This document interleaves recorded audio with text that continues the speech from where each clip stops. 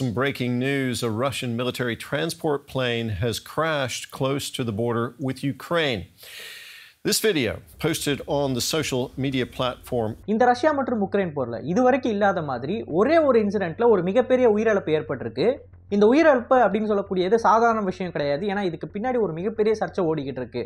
என்ன அப்படின்னு பார்த்தீங்கன்னா, ஒரு பக்கம் உக்ரைனியன்ஸ் என்ன சொல்றாங்க, பெல்கராட் அப்படின்னு சொல்லக்கூடிய ஒரு பகுதி இருக்குது. இந்த பகுதி உக்ரைனை ஒட்டி இருக்கக்கூடிய ஒரு பார்டர் சிட்டி. இந்த சிட்டியில் இருக்கக்கூடிய ஏர்பேஸில் ரஷ்யாவுக்கு சொந்தமான IL-76 அப்படின்ற டிரான்ஸ்போர்ட் ஏர்கிராஃப்டின் மூலமாக S-300 ஏவுகணைகளை கொண்டு வந்ததாகவும் அந்த டிரான்ஸ்போர்ட் ஏர்கிராஃப்டை நாங்கள் சுட்டு தள்ளினதாகவும் உக்ரைனியன்ஸ் ஒரு கிளைமை வைக்கிறாங்க. ஆனால் இன்னொரு பக்கம் ரஷ்யன்ஸ் என்ன சொல்கிறாங்க அப்படின்னா, அந்த விமானத்தில் இருந்தது S-300 ஏவுகணைகள் இல்லை, அதுக்கு மாறாக 65 உக்ரைனிய போர்க்கைதிகள்.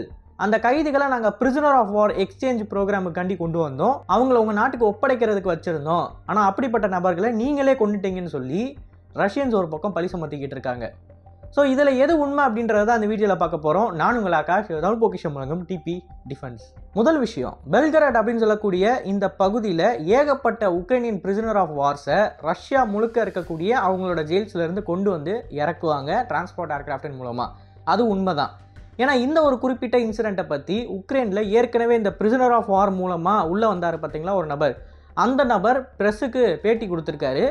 அதில் ரஷ்யன்ஸ் என்ன பண்ணுவாங்க அப்படின்னா, ரஷ்யாவுக்குள்ளே இன்டீரியரில் இருக்கக்கூடிய இந்த பிரிசனர் ஆஃப் வார்ஸை சப்போஸ் எக்ஸ்சேஞ்ச் பண்ணுறாங்க உக்ரைனியன் கவர்மெண்ட்டோட அப்படின்னா அங்கேருந்து கொண்டு வந்து இந்த பெல்கராடில் தான் நிறுத்துவாங்க. இந்த பெல்கராட் வரைக்கும் அவங்க வரக்கூடிய விமானம் என்ன அப்படின்னு பார்த்தீங்கன்னா IL-76 அப்படின்ற இந்த விமானம் தான். ஸோ இந்த குறிப்பிட்ட பிரிசனர் ஆஃப் வாரோட ப்ரெஸ் ரிலீஸ்லேருந்து நமக்கு தெரிய வர்றது என்ன அப்படின்னு பார்த்தீங்கன்னா, இது ஒரு ஸ்டாண்டர்ட் ப்ரொசீஜர். ஏகப்பட்ட பிரிசனர் ஆஃப் வார்ஸை IL-76 மூலமாக ரஷ்யன்ஸ் பெல்கராடுக்கு டிரான்ஸ்போர்ட் பண்ணியிருக்காங்க அப்படின்றது. இப்போ இது ஒரு பக்கம் உறுதியானதுக்கப்புறமா உக்ரைனியன்ஸோட கிளைமை பற்றி நம்ம பார்க்கணுன்னா, IL-76 அப்படின்னு சொல்லக்கூடிய இந்த டிரான்ஸ்போர்ட் ஏர்கிராஃப்ட் வந்து ஒரு மிலிட்டரி ஏர்கிராஃப்ட். இதில் சிவிலியன்ஸே ஏற்றிட்டு போகலாம், மிலிட்டரி பர்சனலையும் ஏற்றிட்டு போகலாம், அதே சமயம் ஆயுதங்களையும் ஏற்றிட்டு போக முடியும். உக்ரைனியன்ஸ் என்ன சொல்கிறாங்க அப்படின்னா, பெல்கராட் அப்படின்னு சொல்லக்கூடிய இந்த நகரத்தில் இருக்கிற ஏர்பேஸை பயன்படுத்தி ரஷ்யன்ஸ் உக்ரைனுக்கு எதிராக நடத்திக்கிட்டு இருக்கிற தாக்குதலுக்கு தேவைப்படக்கூடிய முக்கியமான இராணுவ தளவாடங்கள் எல்லாத்தையுமே இந்த IL-76 மூலமாக தான் டிரான்ஸ்போர்ட் பண்ணுறாங்க. ஸோ அதனால் இந்த சமயம் நாங்கள் சுட்டுத்தள்ள IL-76லையும் S-300 ஏவுகணை தான் இருந்துச்சு, அதை தாண்டி வேறு எதுவும் கிடையாது, நீங்கள் இதை மறைக்கணும்னு நினச்சி பிளேட்டை திருப்பி விடுறீங்கன்னு சொல்லி உக்ரைனியன்ஸ் ஒரு பக்கம் சொல்கிறாங்க.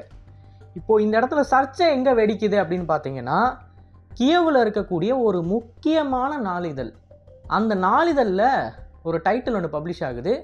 அது என்ன அப்படின்னு பார்த்தீங்கன்னா, சரியாக இன்றைக்கி காலையில் 11 மணிக்கு ரஷ்யாவில் இருக்கக்கூடிய பெல்கராட் பகுதியில் உக்ரைனியன்ஸ் அவங்களுக்கு சொந்தமான ஒரு டிரான்ஸ்போர்ட் ஏர்கிராஃப்டை நடுவானத்தில் சுட்டு தள்ளிட்டாங்கன்னு சொல்லி ஒரு ஆர்டிக்கல் ரிலீஸ் ஆகுது. அந்த ஆர்டிக்கல் ரிலீஸ் ஆகி 15 நிமிஷத்தில் அதோட டைட்டில் வேறு மாதிரி மாறுது. அந்த டைட்டில் என்ன அப்படின்னு பார்த்தீங்கன்னா, பெல்கராட் பகுதியில் IL-76 அப்படின்னு சொல்லக்கூடிய ஒரு ரஷ்யாவோட டிரான்ஸ்போர்ட் ஏர்கிராஃப்ட் கிராஷ் ஆயிடுச்சு அப்படின்னு சொல்லி டைட்டில் மாறுது. அண்ட் அதுலேருந்து இன்னொரு 15 நிமிஷத்துக்கு அப்புறம் என்ன நடக்குது அப்படின்னு பார்த்தீங்கன்னா, பெல்கராட் பகுதியில் கிராஷ் ஆன இந்த IL-76 சுட்டது உக்ரைனியன்ஸா அப்படின்னு மறுபடியும் டைட்டில் மாறுது. கடைசியாக 4வது தடவையாக அந்த டைட்டில் எப்படி தெரியுமா மாறுது, IL-76 அப்படின்ற இந்த விமானத்தை உக்ரைனியன் சுட்டு தள்ளியிருக்காங்க, இந்த விமானத்தில் இருந்தது S-300 ஏவுகணைகள் அப்படின்னு ஃபைனலாக இப்போ ஒரு டைட்டில் இருக்குது. இந்த டைட்டில் மாறின விஷயத்தை நீங்கள் கியவ் இண்டிபெண்டன்ட் அப்படின்னு சொல்லக்கூடிய அவங்க தரப்பில் இருக்கக்கூடிய ப்ரோ உக்ரைன் மீடியாவில் கூட பார்க்கலாம். நீங்களே இப்போ கூகுளில் போய் கியவ் இண்டிபெண்டன்ட்டில் போட்டு பாருங்கள், நான் சொல்கிற விஷயத்தை அவங்களே மென்ஷன் பண்ணியிருப்பாங்க. 4 விதமாக அந்த டைட்டில் மாறுது. இப்போ 4 விதமாக இந்த டைட்டில் மாறினதுக்கு கியவ் இண்டிபெண்டன்ட்டில் என்ன காரணம் சொல்கிறாங்க, அங்கே உள்ளே இருக்கக்கூடிய சில உக்ரைனியன் சோல்ஜர்ஸ் இருக்காங்க பார்த்தீங்களா, அவங்க கிட்டேருந்து வர இன்ஃபர்மேஷன் மூலமாக தான் உக்ரைனியா பாவா அப்படின்னு சொல்லி, ஐ திங்க் அந்த பேர் நான் தப்பாக சொல்கிறேன்னு நினைக்கிறேன், கீழே டெக்ஸ்ட்டில் போடுறேன், இந்த குறிப்பிட்ட நாளிதழ் வந்து அவங்களோட டைரக்ட் சோல்ஜர்ஸோட கிளைமை வச்சு தான் ஆர்டிகல்ஸ் ரிலீஸ் பண்ணுறாங்க. அப்படி ரிலீஸ் பண்ணுறப்ப அவங்க சொன்ன கிளைமில் சில மாற்றங்கள் இருந்ததாகவும் அந்த மாற்றங்களின் காரணமாக தான் 4 தடவை டைட்டில் மாறி இருக்குன்னு சொல்லி கியவ் இண்டிபெண்டன்ட்லேயே விளக்கம் கொடுத்துருக்காங்க. ஸோ சிம்பிளாக இந்த இடத்துல ஒரு விஷயம் புரியுது, இவங்க தெரியாத்தனமாக இந்த IL-76 அடிச்சிருக்கிறதுக்கு வாய்ப்பு இருக்குது அப்படின்னு. ஏன்னா இதை பற்றி பெல்கராடில் இருக்கக்கூடிய மேயர் ஒரு ஸ்டேட்மெண்ட் கொடுத்துருக்காரு. அந்த ஸ்டேட்மெண்ட்டில் என்ன தெரியுது அப்படின்னா, இந்த குறிப்பிட்ட ஆக்சிடெண்ட் வந்து ஒரு மிகப்பெரிய தீவிரவாத தாக்குதல். ஏன்னா நாங்கள் அவங்களோட சோல்ஜர்ஸை தான் வச்சுருந்தோம், அந்த விமானத்தில் கிட்டத்தட்ட 65 பிரிசனர் ஆஃப் வார் இருந்தாங்க, அண்ட் அது மட்டும் இல்லாமல் கொஞ்சம் ரஷ்யன் க்ரூஸும் இருந்தாங்க, மொத்தமாக கிட்டத்தட்ட 80 உயிர் காலி. இதை பண்ணது உக்ரைனோட 3 ஏவுகணைகள், 3 இன்டர்செப்டார் மிசைல். அந்த 3 ஒன்று பேட்ரியாட்டாக இருக்கணும், இல்லைன்னா ஜெர்மனோட IRIS-T இருக்கணும் அப்படின்னு சொல்லி அவர் ஒரு ஸ்டேட்மெண்ட் ஒன்று கொடுக்குறாரு. இந்த ஸ்டேட்மெண்ட் அவர் கொடுக்கறது மட்டும் இல்லாமல் அமெரிக்கன்ஸுக்கும் ஜெர்மன்ஸுக்கும் ஒரு வார்னிங்கை கொடுக்குறாரு. பாருங்கள், இப்படி சொந்த நாட்டு மக்களே கொல்ற ஒரு இராணுவத்துக்கு தான் நீங்கள் ஆயுதங்களை சப்ளை பண்ணிக்கிட்டு இருக்கீங்க அப்படின்னு சொல்லி ரொம்பவே காட்டமாக அவரோட ஒரு கருத்தை தெரிவிச்சிருக்காரு அந்த ஊர் சோஷியல் மீடியா பிளாட்ஃபார்ம்லேயும் நியூஸ் ஏஜென்சிக்கிட்டையும். இப்போது இந்த 2 நியூஸையும் நீங்கள் பார்த்துட்டீங்க. கியவ் வந்து எதுக்கு இப்படி கண்ணா பின்னான்னு டைட்டிலை மாற்றணும்? கண்ணா பின்னான்னு டைட்டில் மாற்றுறாங்க அப்படின்னா உள்ளுக்குள்ளே ஏதோ மறைக்கணும்னு நினைக்கிறாங்கன்னு தானே அர்த்தம். அண்ட் இன்னொரு பக்கம் ரஷ்யன்ஸ் என்ன சொல்கிறாங்கன்னா, நாங்கள் எப்பயுமே பெல்கிராடில் பிரிசனர் ஆஃப் வார்ஸை கொண்டு வந்து நிறுத்துவோம், அதுவும் இதே டிரான்ஸ்போர்ட் ஏர்க்ராஃப்ட் மூலமாக தான். ஸோ இந்த இடத்துல டிரான்ஸ்போர்ட் ஏர்க்ராஃப்டில் இருந்தது பிரிசனர் ஆஃப் வார்ஸ் தான் அப்படின்னு சொல்லி ரஷ்யன்ஸும் சொல்கிறாங்களே, அதுவும் நம்புற மாதிரி தானே இருக்குது அப்படின்னு சொல்லி நீங்கள் கேட்டிங்கன்னா, இந்த இடத்துல இன்னொரு விஷயத்தை நம்ம கன்சிடர் பண்ணி ஆகணும். ஃபைனல் பாயிண்ட்டு அது என்னென்னா, இந்த டிரான்ஸ்போர்ட் ஏர்க்ராஃப்ட் கிராஷ் ஆன வீடியோ எவிடன்ஸ் நமக்கு சிக்கியிருக்கு. அந்த வீடியோ எவிடன்ஸை நம்ம உத்து பார்க்குறப்ப கிராஷ் ஆனதுக்கப்புறமா இந்த விமானத்தோட எக்ஸ்ப்ளோஷன் வந்து ரொம்ப பெருசாக இருக்குது. ஸோ இந்த எக்ஸ்ப்ளோஷனை கருத்தில் கொண்டோம் அப்படின்னா உள்ளுக்குள்ளே ஆமுனேஷன் இருந்திருக்கிறதுக்கு வாய்ப்பு இருக்கிறதா அவங்க ஒரு கருத்து தெரிவிக்கிறாங்க. இப்போது IL-76 அப்படின்ற இந்த விமானத்தை பொறுத்த வரைக்கும் அதோட கொள்ளளவு வந்து கிட்டத்தட்ட 45 டன் அளவுக்கு எடுத்துகிட்டு போக முடியும். நீங்கள் அங்கே இருந்த 80 பேரை சேர்த்தீங்க அப்படின்னா 80 பேர் கண்டிப்பாக 45 டன் வரப்போகிறதில்ல. ஸோ அப்படி இருக்கிறப்ப மிச்சம் இருக்கக்கூடிய ஸ்பேஸில் ஆயுதங்களை அவங்க எடுத்துகிட்டு வர்றதுக்கு வாய்ப்பு இருக்குது. ஸோ ஆயுதங்களையும் அவங்க எடுத்துகிட்டு போயிருக்காங்க, அட் த சேம் டைம் அவங்க சோல்ஜர்ஸையும் எடுத்துகிட்டு போயிருக்காங்க. இப்படிப்பட்ட சூழ்நிலையில் அந்த விமானத்தை சுட்டு தள்ளியிருக்காங்க உக்ரைன். ஸோ உக்ரைனியன் சொல்கிறதும் உண்மையாக இருக்க வாய்ப்பு இருக்குது, ரஷ்யன் சொல்கிறதும் உண்மையாக இருக்க வாய்ப்பு இருக்குது. இந்த இடத்துல 2 பேரில் யாராவது ஒருத்தர் சொல்கிறது தான் உண்மை அப்படின்னு நம்ம சொல்லிட முடியாது. ஏன்னா அதில் ஆயுதங்களையும் எடுத்துகிட்டு போகலாம், சோல்ஜர்ஸையும் எடுத்துகிட்டு போகலாம்.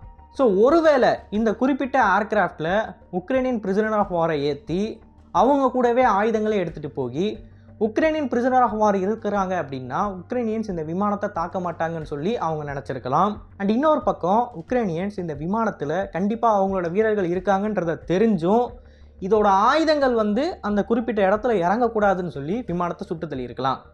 அது எப்படா இந்த விமானத்தில் வந்து பிரிசனர் ஆஃப் வார் இருக்காங்கன்னு சொல்லி உக்ரைனுக்கு தெரியும்னு கேட்டிங்கன்னா, ரஷ்யாவோட அந்த கவர்னர் ஒரு விஷயத்த சொல்கிறாரு. அது என்னன்னு பார்த்தீங்கன்னா, இந்த விமானத்தோட டோட்டல் டீட்டெயில்ஸை பற்றி உக்ரைனியன்ஸுக்கு ஷேர் பண்ணியிருக்காங்க. இப்படி ஒரு விமானம் இந்த டைம் வரப்போகுது, அதில் இத்தனை பேர் பிரிசனர் ஆஃப் வார் இருக்க போகிறாங்கன்னு சொல்லி உக்ரைனியன்ஸுக்கு ஷேர் பண்ணியிருக்காங்க. ஸோ உக்ரைன் வந்து தெரியாமல் இந்த விமானத்தை அடிக்கிறதுக்கு வாய்ப்பே இல்லை, ஏன்னா அதை பற்றின இன்ஃபர்மேஷன் முன்னாடி கொடுக்கப்பட்டிருக்கு. ஸோ இந்த சமயத்தை பொறுத்த வரைக்கும் நம்ம 3 விதமான கன்க்ளூஷனுக்கு வரலாம். ஒன்று, ரஷ்யன் சொல்கிற மாதிரி இந்த விமானத்தில் பிரிசனர் ஆஃப் வார் தான் இருந்திருக்கணும். இன்னொன்று, உக்ரைனியன் சொல்கிற மாதிரி இதில் S-300 ஏவுகணைகள் தான் இருந்திருக்கணும். மூணாவது, 2 பேருமே சொல்கிற மாதிரி ஒரே நேரத்தில் ஆயுதங்கள் மற்றும் பிரிசனர் ஆஃப் வார் 2 பேருமே இந்த விமானத்தில் இருந்திருக்கணும். எது எப்படியோ 3 கிளைமில் எந்த கிளைமை நீங்கள் வச்சாலுமே உக்ரைனியன்ஸ் இந்த விமானத்தை அடிச்சிருக்கிறது அப்படின்றது இப்போதைக்கு உலகம் முழுக்க ஒரு மிகப்பெரிய பேச்சு பொருளாக மாதிரி இருக்குது. இதில் ஆயுதங்கள் மட்டும் இருந்துச்சுன்னா பிரச்சனையே இல்லை, ஆனால் ஆயுதங்கள் தாண்டி பிரிசனர் ஆஃப் வார் இருந்திருக்காங்க அப்படின்றப்ப இது அவங்க தெரிஞ்சு செஞ்சாலும் தெரியாமல் செஞ்சாலும் உக்ரைனியன்ஸுக்கு இது மிகப்பெரிய இழப்பு. சப்போஸ் தெரிஞ்சு செஞ்சுருக்காங்க அப்படின்ற விஷயம் வெளியே வந்துச்சு அப்படின்னா உக்ரைனோட மொரால் ஒரு மிகப்பெரிய அளவில் அடி வாங்கும். ஏன்னா அங்கே இருக்கிற சோல்ஜர்ஸ் வந்து அவங்க நாட்டுக்காண்டி சண்டை போட்டுட்ருக்காங்க. அப்படிப்பட்ட சோல்ஜர்ஸை சொந்த நாட்டுக்காரங்களே கொள்கிறாங்க அப்படின்றப்ப அங்கே மிகப்பெரிய அளவில் மொரால் கான்ஃப்ளிக்ட் நடக்கும். ஸோ இது எப்படி போகுதுன்றதை நம்ம பொறுத்திருந்து பார்க்கலாம். இப்போதைக்கு நம்ம கொடுத்துருக்க கிளைம்ஸ் படி, கிடச்சிருக்க எவிடன்சஸ் படி இந்த 3 விதமான கன்க்ளூஷன் தான். இதை பற்றி நீங்கள் என்ன நினைக்கிறீங்கன்னு மறக்காமல் கமெண்ட்ஸில் பதிவிடுங்க. அண்ட் இது போல் பல தகவலை தெரிந்து கொள்ள டிபி நியூஸ் பேஜை ஃபாலோ பண்ணிக்கோங்க. நல்லதை பாருங்கள், நல்ல சமுதாயத்தை உருவாக்கும். நன்றி, வணக்கம்.